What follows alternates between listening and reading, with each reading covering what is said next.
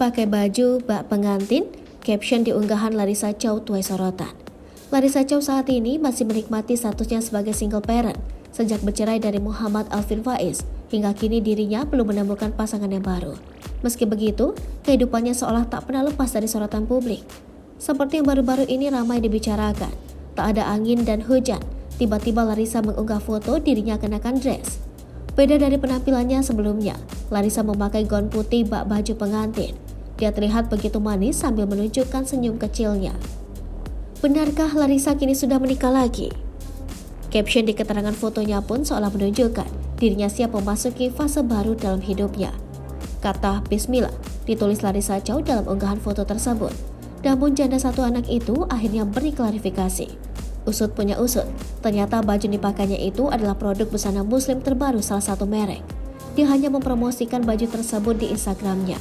Kolom komentar pun sudah dibuat heboh oleh unggahannya itu. Tak sedikit rekan artis yang mengira Larissa akan benar-benar menikah.